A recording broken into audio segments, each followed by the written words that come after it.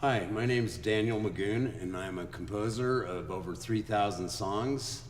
And some of my best ones are on my YouTube channel, and I would like to invite you to watch those.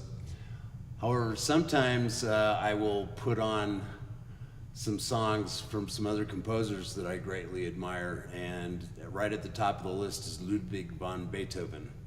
And I am going to be playing the first movement of the Moonlight Sonata, which is one of the most unique, original, beautiful, and innovative songs ever written in Western music history. There are a lot of things that make it innovative. Usually the timekeeping element is in the left hand, but in this song he did it in the right hand, using eighth note triplets. And unfortunately, most people who play this song think that that's the melody, and it's not. It's a subservient little undercurrent that has to happen. There's only two spots in the song where the triplets actually become the dominant factor. There's 6 measures in the middle of the song, which is one of the main climaxes, and then there are 4 measures towards the end where it does like a counter melody, while the left hand does a partial of the main theme. Another innovative part of it is how he phrased the melody. A lot of times songs will be in symmetrical measures of 4 or 8. This one happens to be in measures of 5, so that's unusual also. But the most innovative thing he did in this was his use of the technology of his time. The modern piano as we know it today was not fully perfected until Beethoven's era, including a fully functional sustain pedal. And he made use of the sustain pedal in a very unique way in this, and unfortunately most pianists that play this song do not take that into account when they're playing it. That includes some famous concert pianists. I've heard a lot of people butcher this song. There's one young lady on YouTube who's busy showing off her legs in her mini dress that does the standard butchering of the song, but she takes it a step further. She has a man playing the cello with her, and I'm not sure everything that the cello player played would have met with Beethoven's approval, but they actually take 6 measures out of the song, and it's one of the main climaxes, and it's one of the spots where those triplets actually become the melody. So that was not very good on her part, but she's had millions of views on YouTube. Okay, so let me explain how people usually butcher the song. The right hand starts out with 8 note triplets. 1 triplet, 2 triplet, 3 triplet, 4 triplet. And most people, where they go wrong is they treat all those triplets equally.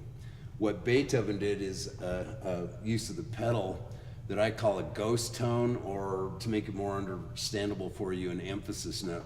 What he did, it's the same 3 notes over and over again, and the lowest note is always on the number count. 1 triplet, 2 triplet, 3 triplet, 4 triplet. What he did is with the pedal, he sustained by pushing more on that first note to give it more emphasis, and then he backed off on all the other triplet notes. And every time that lowest note repeated, it was just reinforcing how strongly the string was already vibrating, because the sustain pedal was allowing that string to vibrate freely. So instead of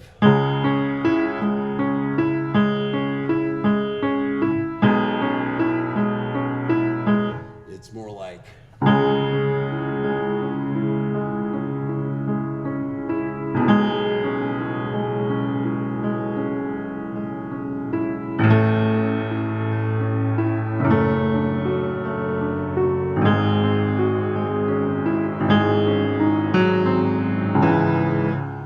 creates the audio illusion that that first note is a long sustained note.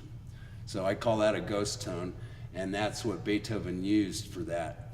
I was so intrigued with that idea that I actually wrote a song using that same kind of pedal concept. It's called A Young Girl's Dream, and you can see it on YouTube. And it's a Totally different song than Moonlight Sonata. He did the ghost tone in his right hand. I, being left-handed, did it in my left hand. Okay, so I would encourage you to check out my song Young Girl's Dream and kind of try and hear that same kind of pedal effect in that. Okay, one final thing before I play. For those of you who are watching the video who are knowledgeable about music, I want to talk about how it's easy to get into Beethoven's head and what he was thinking and feeling about these patterns if you actually analyze the structure of the music. And most people don't. They just kind of stare at all the notes and then learn all the notes and just play it from there, and they don't really analyze what's going on. The introduction lasts for 5 measures, okay? And there's a ghost tone in the first measure, but let's think of that as like an extra measure. And then the main theme comes in, and that is also 5 measures.